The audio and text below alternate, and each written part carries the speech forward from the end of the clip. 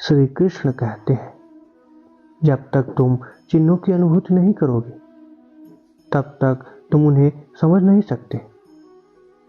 कर्म का फल तुम्हारे कर्मों की प्रकृति पर निर्भर करता है, न कि फल की आशा में। जिसने मुझ में श्रद्धा और भक्ति से कर्म किया है वह बिना शंका के मुझ में विलीन हो जाता है।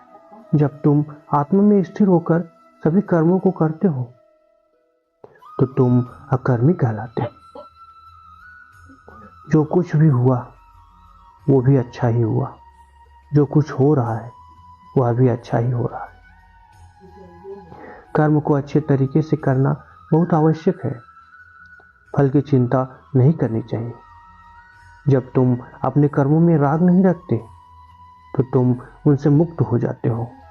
घमंड की वजह से दूसरे सभी गुणों का महत्व हो जाता है कम।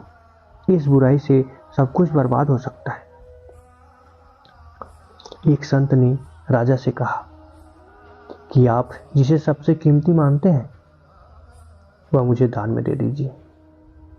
राजा ने संत का कमंडल सोने के सिक्कों से भर दिया। एक संत हमेशा घूमते रहते और लोगों को धर्म कर्म के लिए प्रेरित करते थे।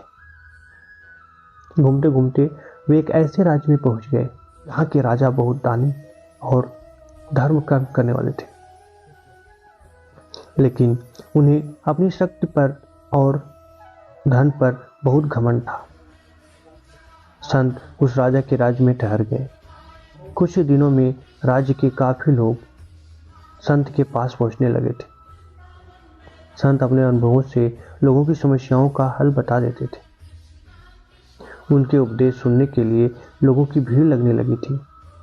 जब ये बात राजा को मालूम हुई तो उसने संत को अपने महल में भोजन के लिए आमंत्रित किया। संत राजा के महल में पहुंच गए। राजा ने संत का बहुत अच्छी तरह से सत्कार किया, खुद भोजन परोसा। खाने के बाद संत जाने लगे तो राजा ने कहा कि गुरुदेव, मैं आपको कुछ देना चाहता हूँ। आप अपनी इच्छा के अनुसार मुझसे कुछ भी मांग सकते हैं। मैं आपकी हर इच्छा पूरी कर सकता हूँ। मैं राजा हूँ और मेरे लिए कुछ भी असंभव नहीं है। संत समझ गए कि राजा को अपने धन पर और शक्ति पर बहुत घमंड है। उन्होंने कहा कि राजन, आप अपनी सबसे प्रिय चीज मुझे दान में दे दीजिए। राजा को समझ में नहीं आया कि वह संत को क्या चीज दान में दे। उसने सोने के सिक्कों से संत का कमंडल भर दिया।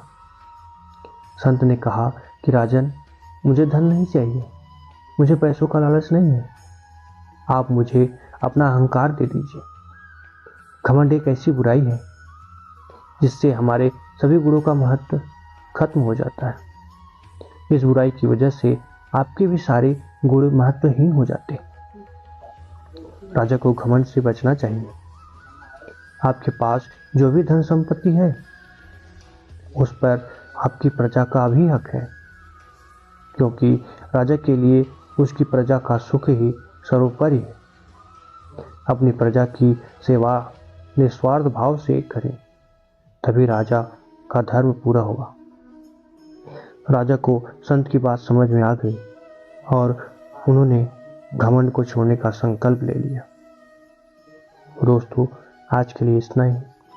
वीडियो अच्छा लगा हो तो वीडियो को लाइक करिएगा। चैनल पर नए हो तो चैनल को सब्सक्राइब करके बेल आइकन जरूर दबाइएगा। मिलेंगे नए वीडियो में, तब तक के लिए राधे राधे। जय श्री कृष्ण।